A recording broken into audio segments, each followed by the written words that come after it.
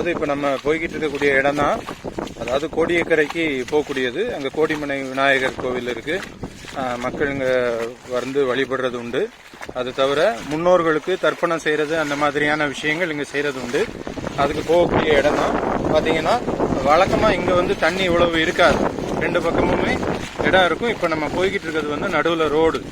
இன்னைக்கு இந்த 2 நாளாக பெய்யக்கூடிய மழையினால தண்ணி மட்டம் கூடிருச்சு. இதுவரைக்கும் இந்த மாதிரி இங்கே வந்ததில்லை. இன்னும் புயல் கரையை கடக்கும்னு சொல்லப்பட்டிருக்கக்கூடிய இந்த இடத்துல இன்னும் அதிகமாக என்ன செய்யும், தண்ணி வரும் அப்படின்னு சொல்லி எதிர்பார்க்குறாங்க. அதனால யாரும் வராதபடிக்கான பாதுகாப்பு நடவடிக்கைகள் கொண்டு வந்திருக்காங்க.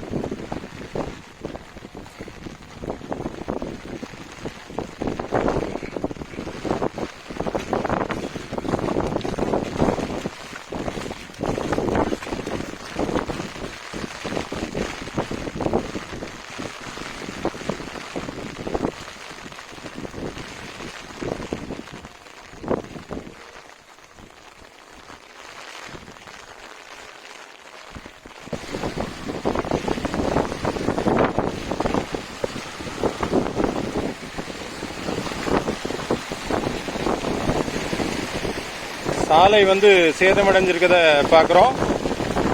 இங்க சில படகுகள் தண்ணிக்குள்ள இழுத்து போயிருக்கு.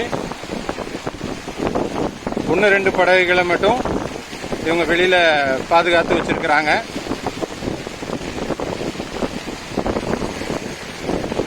நல்ல காத்து அடிக்க ஆரம்பிச்சிருச்சு.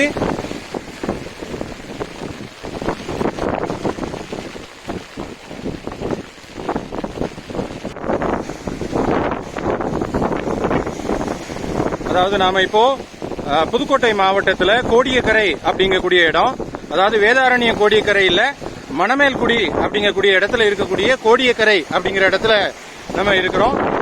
இந்த இடத்துல தான் இன்னைக்கு இந்த புரேவி புயல் வந்து இந்த புரேவி புயல் நிறைய கடக்குது அப்படின்னு சொல்லி நம்ம பார்க்கிறோம். அதிகமா அலைகள் வர ஆரம்பிச்சிருக்கு. இங்க தண்ணியுடைய மட்டம் கூடி இருக்கு. அதாவது 2 பக்கத்துக்கு நடுவில் கொஞ்சம் சாலைகள் உண்டு. இன்னைக்கு அந்த சாலைகள் எல்லாமே பெயர்ந்தெடுக்கப்பட்டிருக்கு.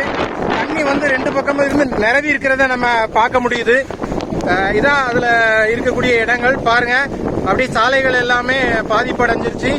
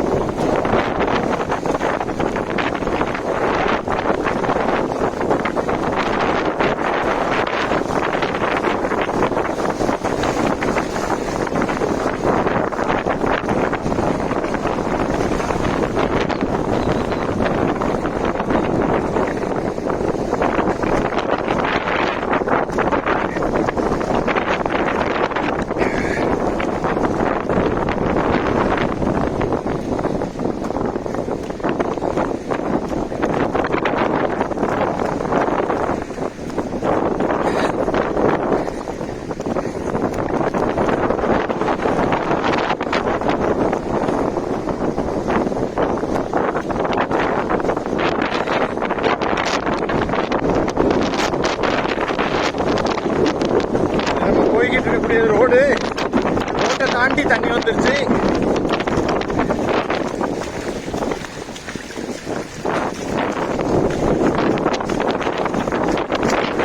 கடல் மட்டம் அதிகமா உயர்ந்ததை இது காட்டுது. ரோட்ல 1 அடி அளவுக்கு தண்ணி போகுது.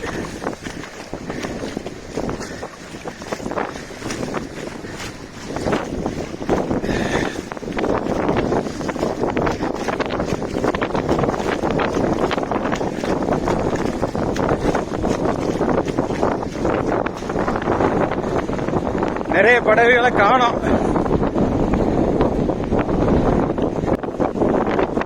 காத்து அடிச்ச அடியில கொண்டு வந்த கொடையே அப்படியே கிழிஞ்சு போச்சு. காத்து அடிக்க ஆரம்பிச்சிருச்சு. இன்னும் கொஞ்ச நேரத்துல இங்க இந்த புரவி புயல் கரையை கடக்கும் அப்படின்னு சொல்லி எதிர்பார்ப்போம். இதோ சேதமடைஞ்சிருக்கக்கூடிய சாலைகளை பாருங்க.